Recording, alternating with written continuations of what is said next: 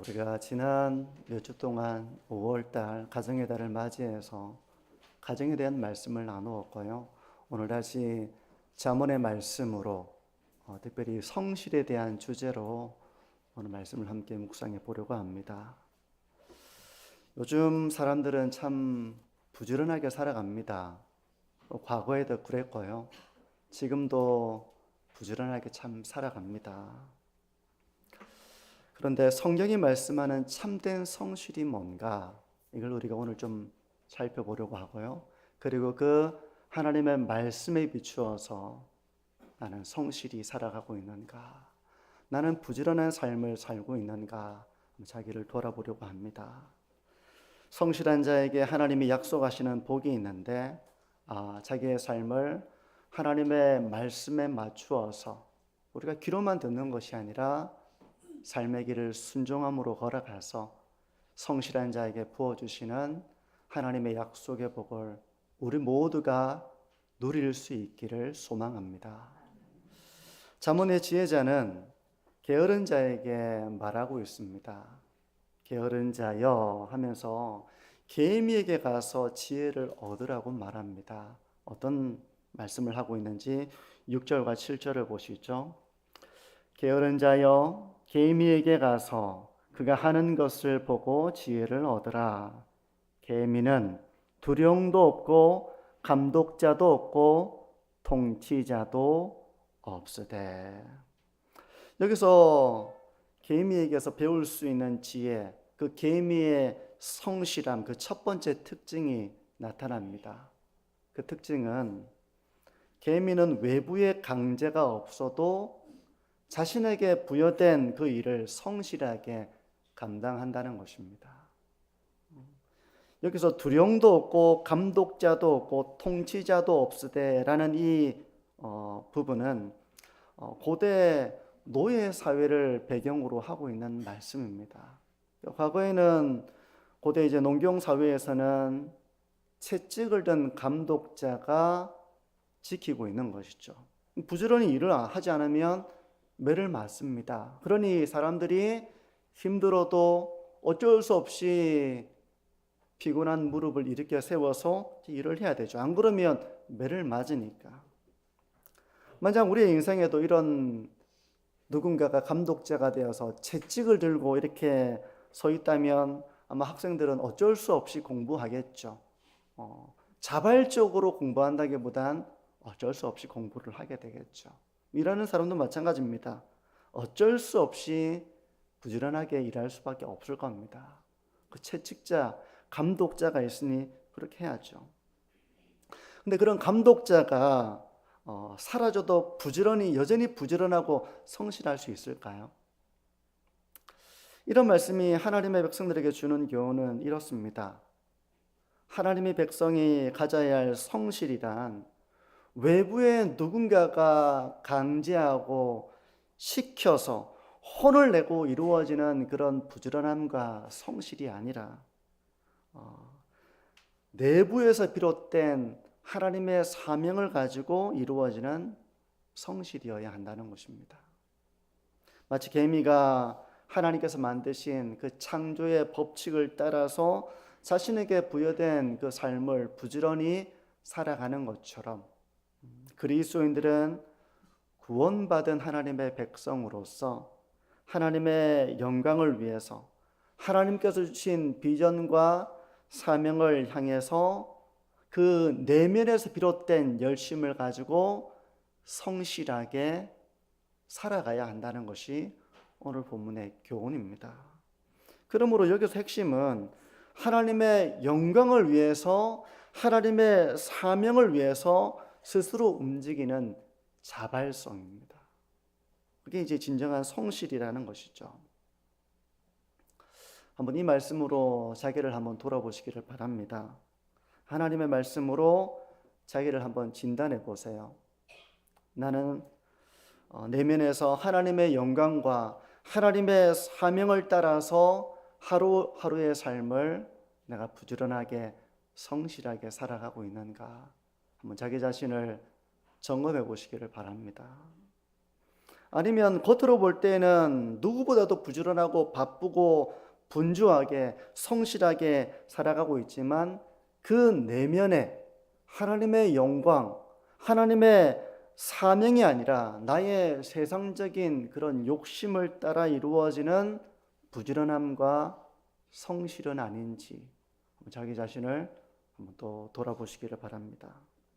그것도 아니라면 인생의 목적이 아직 바로 서 있지 못하여 방황하고 그리하여 나태하고 게으름에 빠져 있는 우리의 모습도 있을 수가 있겠죠. 오늘날 세상 사람들도 참 부지런하게 살아갑니다. 참 부지런하고 또 자기 일에 성실한 사람들이 많습니다. 한편으로는 부지런하고 성실한 듯 보이지만 그게 어떤 목적을 위한 부지런함일까요? 어떤 목적을 위한 성실함일까요? 톨스토이의 단편 중에 사람에게는 얼마만큼의 땅이 필요한가라는 이야기가 있습니다. 그 이야기를 보면 한 평범한 농부가 등장합니다. 이 농부는 평생 가난하게 살다가 어느 날 특별한 제안을 받게 됩니다. 해가 뜨고 해가 질 때까지 네가 걸어서 밟고 돌아오는 모든 땅을 당신에게 주겠습니다. 라는 제안을 받게 되죠. 그래서 얼마나 마음이 들떴겠습니까? 아침부터 일찍 일어나서 해가 뜨면 시작해서 이제 그 길을 걸어서 돌아오는 것입니다. 게으름을 피울 수가 없죠. 조금도 지체할 수가 없죠. 숨이 차오르도록 걷는 것도 부족하죠. 달리고 또 달리고 숨이 차도 쉬기보다는 그 속도를 유지하면서 그렇게 해가 지기 직전 간신히 출발점으로 돌아오게 됩니다. 엄청난 땅을 밟고 돌아온 거죠. 그런데 돌아오자마자 심장이 터져서 그 자리에서 죽고 맙니다. 아마도 이 이야기는 현대인의 삶을 잘 보여주는 단면이 아닐까 하는 생각을 합니다. 이런 이야기를 만약에 오늘 우리에게 한다면 크게 공감이 안 되겠죠. 근데 이런 공감은 조금 가능할 수 있는데요. 만약에 해가 뜨고 나서부터 해가 지기까지 한 보 걷는데 10,000원씩 주겠다. 그러면 해가 지기까지 한 10시간으로 잡으면 아마 이 자리에는 거의 쓰러지기 직전까지 저를 비롯해서 그렇게 걷겠죠, 그날. 그죠? 계산을 해봤어요.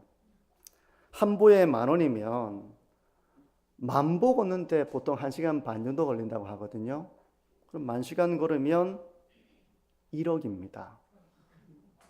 그러니까 한 10시간 걸으면 한 평균 부지런하게 걷는다면 6억. 근데 10,000원 안 하고 1,000원으로 해도 6천만 원이고요. 100원으로 해도 600만 원이에요. 그러면 아마 걷기 싫은 분도 아마 아주 열심히 걷게 될 거라고 생각이 들어요. 많은 사람들이 요즘 참 부지런하게 살아갑니다.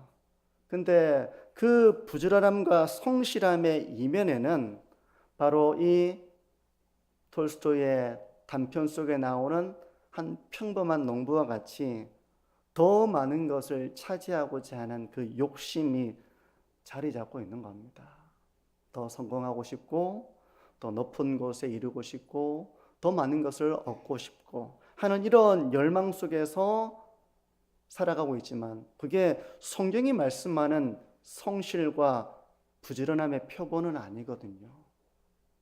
그러니 끊임없이 자기를 착취하는 이런 부지런함 속에서 결국은 파괴적인 결과를 가져온다는 것이 전도서의 교훈이기도 합니다.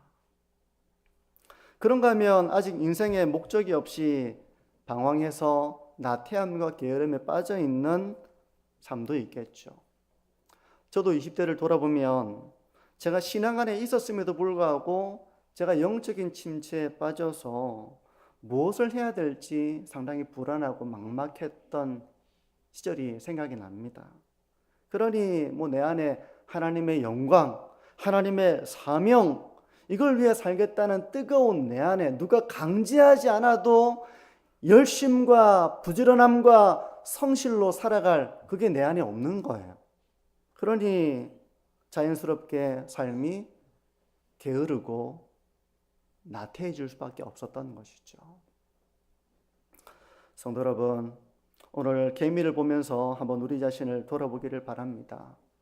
계미는 두령도 없고 감독자도 없고 통치자도 없지만 부지런하게 또 성실히 살아가는 것처럼 우리에게도 누가 시켜서 하는 것이 아니라 내 내부에서 어떤 세상적인 그런 열망을 가지고 부지런함과 성실함의 길을 걸어가는 것이 아니라 내 안에서 하나님의 영광을 위해서 하나님의 사명을 따라서 주어진 삶을 성실하게 살아가는 삶이 있는가, 이걸 한번 우리가 오늘 말씀으로 점검을 해보시는 겁니다. 이렇게 살아가기 위해서 가장 중요한 것은 바로 우리가 하나님과의 바른 관계 가운데 거하는 것입니다. 그리고 하나님의 은혜를 누리며 하나님의 사명을 붙들고 살아가는 것입니다. 이것이 깨어지면 우리는 세상적인 열심을 가지든지 아니면 방황하든지 참된 하나님 앞에서의 성실함을 우리가 가질 수가 없어요. 이걸 놓치면 우리의 부지런함과 성실함은 세상 사람들처럼 자기 성공과 출세를 위한 것으로 전락하기 쉽고, 그런 삶은 전도서가 말씀하는 것처럼 나중에 그 모든 것이 참 헛된 것인데 내가 왜 그렇게 살아왔던가, 이런 삶의 후회로 남게 될 것입니다. 제가 20대 때 영적으로 방황하다가 하나님을 찾고 하나님의 은혜를 경험하고, 그러면서 제 안에 제 내면에서 가지고 있었던 그런 소원은 내가 하나님의 영광을 위해서 살겠다, 하나님께서 나에게 주신 사명을 따라 살겠다 하는 이런 내부에서 끓어오르는 뜨거움을 가지고 제가 비로소 참 그렇게 살아갈 수 있었던 것 같아요. 그 전까지는 저는 열심히 부지런히 성실히 산다고 한다는 게 참 많이 내가 게을렀구나 이렇게 생각되는데, 하나님의 은혜를 경험하고 나니 내가 주님의 영광을 위해서 살고 싶고 하나님께서 나에게 맡겨주신 사명을 위해서 살겠다. 그 사명이라고 하는 것은 목회자가 되는 것은 아니었습니다. 하지만 내가 하나님의 진리를 말하고 증거하고 가르치는 자로서 그렇게 준비되어져서 그 사명을 감당해야 되겠다 하면서 제가 대학 4년과 또 그 이후의 생활들을 돌아보면 아마 엄청 열심히 살았던 것 같아요. 누가 시켜서 한 건 아니었습니다.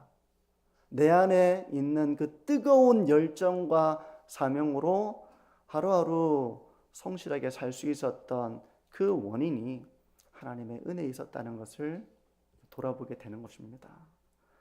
사랑하는 성도 여러분, 그리고 이 자리에 함께 예배를 드리는 우리 청소년들과 우리 학생들, 청년 여러분, 인생의 목적을 잃어버린 가운데 빠지는 게으르고 나태한 삶을 경계하시기를 바랍니다.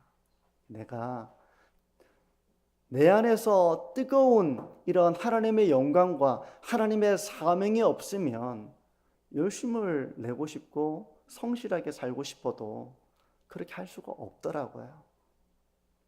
뿐만 아니라 세속적인 욕심을 위해서 잘못된 방향을 향한 그런 부지런함과 성실한 길을 걸어가서 오히려 나중에 더 먼 길을 돌아와야 하는 또 어리석음에 빠지지 않도록 우리가 조심해야 되겠습니다.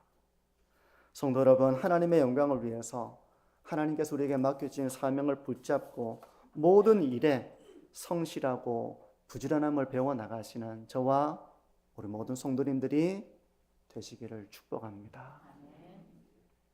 계미의 첫 번째 특징이 감독자가 없어도 내면에서 스스로 자발적으로 하나님의 창조의 법칙을 따라 성실하게 사는 것이라면, 두 번째 계미의 특징은 때를 분별하는 지혜가 있다는 것입니다.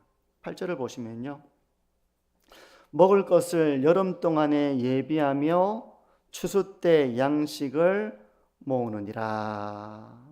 계미는 여름 동안 미리 예비해서 추수 때 양식을 모읍니다. 열심히 수고하고 땀을 흘리고 추수하는 일을 부지런하게 성실하게 산다는 것입니다. 왜냐하면 이제 겨울이 오면 양식을 구하기가 어렵기 때문에 지혜롭게 이제 곧 겨울이 다가올 것이니 부지런하게 일하고 또 부지런하게 수확하여 곳간을 채우는 그 일을 한다는 것입니다. 이게 바로 게으른 자가 배워야 할 계미의 성실입니다. 이솝 우화에도 비슷한 이야기가 나오잖아요. 계미는 겨울을 대비해서 땀을 흘리며 양식을 모으는 데 비해서 또 누가 나오죠? 배짱이가 나오잖아요. 배짱이는 참 좋다, 날 좋다, 양식은 천지에 널려 있고 모든 것이 참 좋고, 그러니 이렇게 노래를 부르면서 그렇게 지내지만 나중에 겨울이 오고 이제 양식을 구하기가 어렵게 되자 배짱이는 굶주림에 시달리며 계미에게 양식을 구걸하게 되잖아요. 그렇다면 하나님의 백성들이 배워야 할 계미의 성실함으로써 겨울을 대비하는 삶은 구체적으로 어떤 걸까요? 겨울을 대비한다는 거, 이게 경제적인 면을 강조하는 말씀일까? 아니면 영적인 면을 강조하는 교훈일까? 이 본문은 1차적으로 경제적인 면을 강조하는 본문입니다.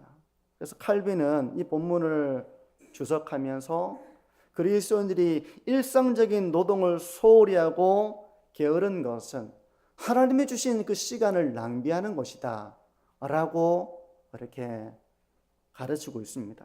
즉 본문이 개미처럼 다가올 미래를 대비하지 않고 준비하지 않고 게으르고 나태한 삶을 살아가는 그런 사람들이 있다면 개미에게 가서 배워야 한다는 그런 말씀으로 이 본문을 주의하고 있는 것이죠. 물론 우리 그리스도인들은 단순히 먹고 살기 위해서 노동하는 정도의 삶을 사는 것은 아닙니다. 경제적인 생활을 위해서 우리가 노동을 해야 하지만 성도는 단순히 돈을 벌기 위한 수단을 넘어서서 우리가 하는 모든 일이 하나님의 영광을 드러내는 일임을 우리가 기억해야 하는 것이죠. 그래서 감독자가 있든 없든 성도는 하나님 앞에서 주어진 일을 성실하고 또 그 성실함의 열매를 감사함으로 누려야 하는 것입니다. 지금 우리 성도님들의 삶은 어떤가 한번 자기 자신을 한번 점검을 해보시죠. 하나님 앞에서 주어진 일을 성실하게 감당하고 있는가? 학생은 학생으로서의 그 성실함이 요구될 것이고요. 또 집안 살림을 하는 그런 주부들에게는 그 주부로서의 성실함이 요구될 것이고, 사회생활을 하고 직장생활을 하는 사람들은 노동자로서 그 일을 단지 먹고 살기 위한 방편으로만이 아니라 하나님의 영광을 드러내는 삶의 자리로 그 자리를 이해하고 성실하게 주어진 삶을 살아가고 있는가? 자기 자신을 점검해 보시기를 바랍니다. 비록 우리에게는 좀 더 쉬고 싶고 좀 더 자고 싶고 좀 더 우리가 해야 할 일을 뒤로 미루고 싶은 유혹이 있지만 그 유혹을 물리치고 하루하루의 성실함으로 맡겨진 삶의 자리에서 살아가는 것, 그게 바로 우리가 배워야 할 성실인 것입니다. 이런 성실을 통해서 하나님이 주시는 복을 누리시는 우리 모든 성도님들이 되시기를 축복합니다. 그런가 하면 이 본문은 영적인 면도 강조를 하고 있는데요, 실제 경제적인 면뿐만 아니라 영적인 면도 우리에게 강조하고 있는 본문이기도 합니다.